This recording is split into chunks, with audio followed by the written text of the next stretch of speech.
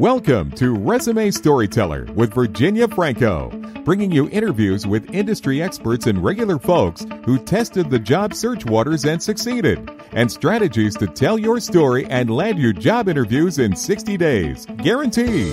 Here's your host, Virginia Franco.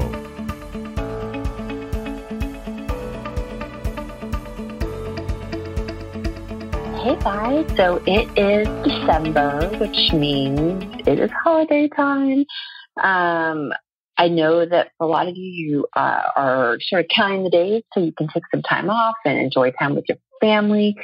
But the other thing that comes along with the holiday season is holiday parties. And so for those of you that are introverts or those people that just, cringe at the idea of, quote unquote, networking during the holidays, count yourself in plentiful company, but I want to give you another approach to maybe look at networking this holiday season through a different lens altogether.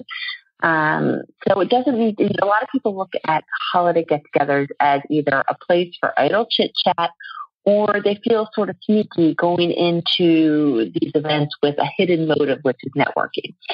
So I say, why not look at it as sort of that rare opportunity to spend some time outside of work, connecting with people that don't always cross your path. Friends, colleagues, vendors, customers, sometimes people that you really rarely have time for, or who you sort of do chit chat with but don't have time for more meaningful conversation.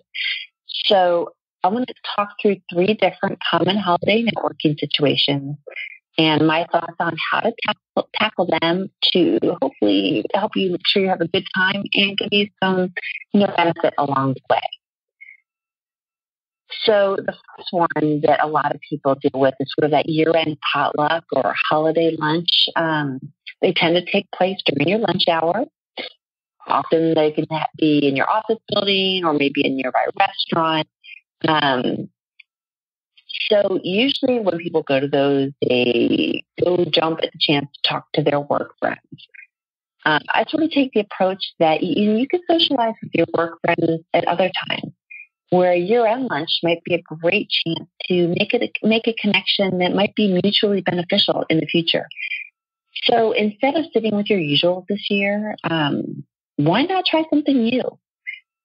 Try taking a seat next to someone with maybe who you'd love to work with in the future, or someone that's usually so busy during the business day to hold a conversation.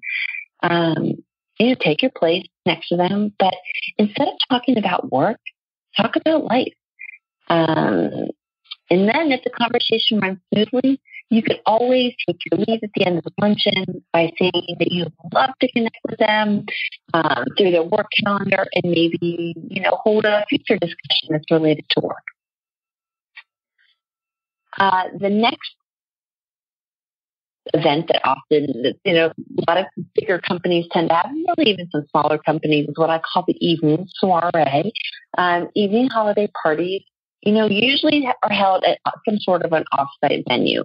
And the guest list is usually bigger than the potluck or holiday lunch, and it is expanded to include significant others, spouses, customers, some of the bigger ways. So per usual, human nature makes us gravitate towards those people that we interact with on a regular basis. But similar to the potluck lunch advice that I gave, why not use this evening event to approach some new people? These events are a perfect place for you to put names with faces, maybe people that you email with, but you don't get to have never met face to face. You can introduce them to your plus one. I recommend arriving to those sorts of evening parties prepared with 1 or 2 company details that might be mutually beneficial, especially if you're talking to customers. Because unlike the work lunch where I advise straying away from work-related conversation, this venue might be the perfect opportunity to mix up the chat a bit to include talk of holiday plans as well as some of the company's latest projects. in my view, that scenario is sort of a perfect place to allow others to walk away impressed. Well, hopefully you're impressed as well.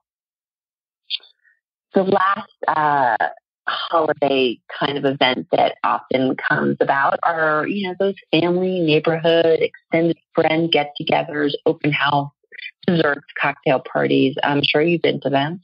And here's where I say, this is the time to talk to your closest families and friends.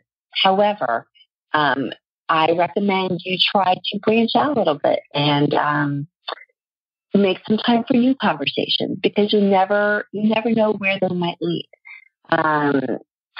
Why is it important to chat with your cousin's new girlfriend or your neighbor's son's baseball coach? And there is a few people that should be part and parcel of your extended professional network. So make a point of introducing yourself to at least one or two new faces, or maybe one or two people that you know by reputation but have never had the chance to speak with face to face.